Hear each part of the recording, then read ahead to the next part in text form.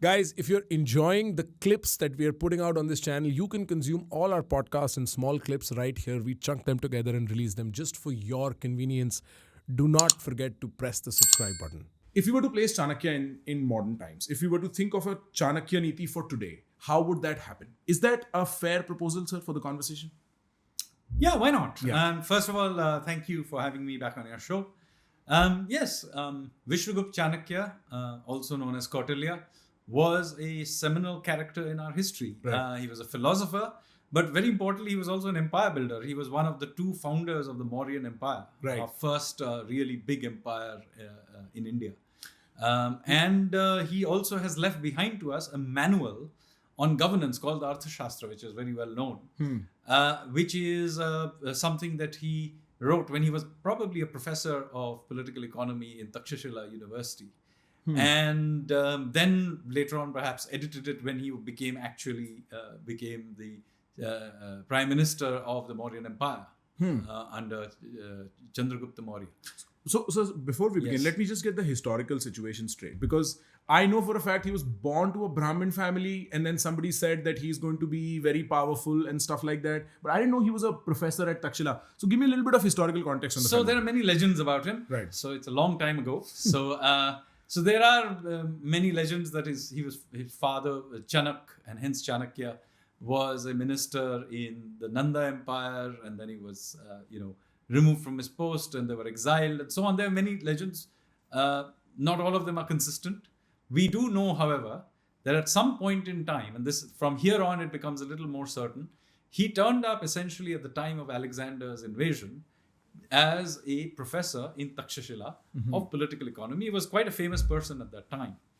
Now, at the time of Alexander's invasion, what happens is that Alexander makes an ally out of Ambhi, who was the ruler of Takshashila. Now, there is, however, opposition to this, led primarily by the intellectuals, and many of them are then hanged. In that milieu,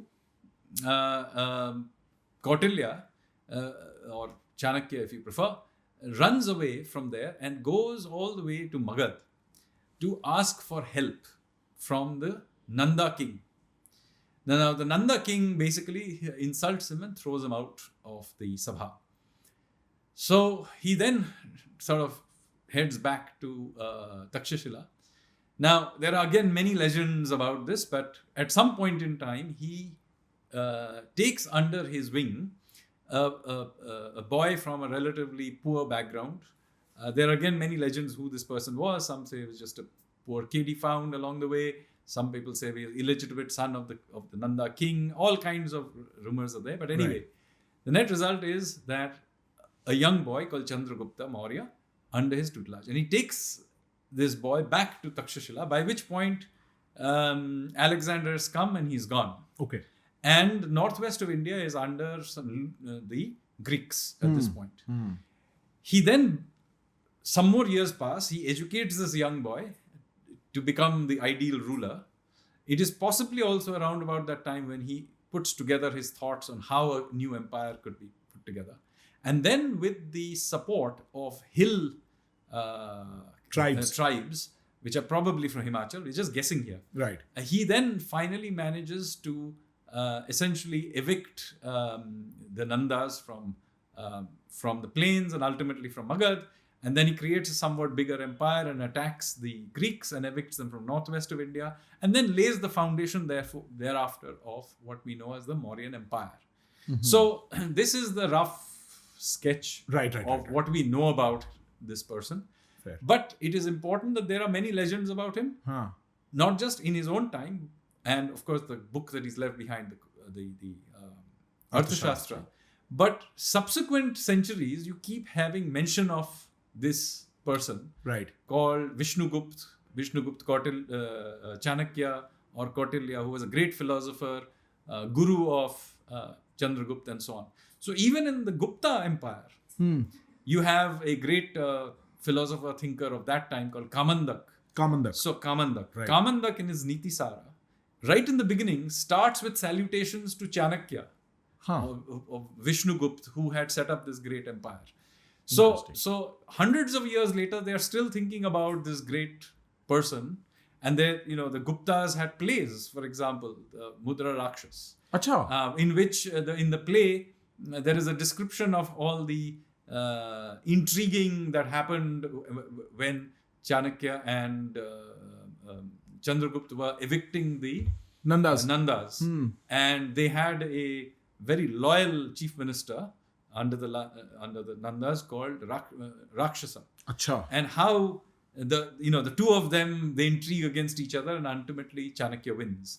So the Guptas were very fascinated with the Mauryas, and they were particularly fascinated with Chanakya and Chandragupta. After all, in the Guptas, remember, there are at least 3 emperors named after Chandragupta. So Right. it was a common name. Yes. Similarly, you can see Kamandak names VISHNUGUPTA as one of the great scholars of the past. So there's this great fascination with the Mauryas, with the Gupta empires. Right. 600 years later. Right. So when Samudragupta wants to write his Prashasti about his own conquests in the south and west and so on, where does he go? He finds a Ashokan pillar, which is now in Qutub.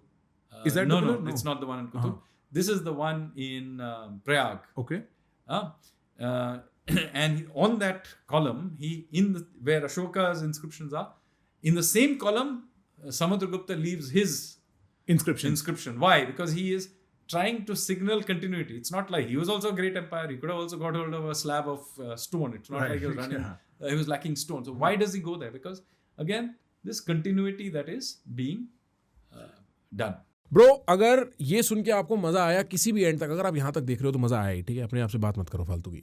एक काम करो, subscribe. Trust me.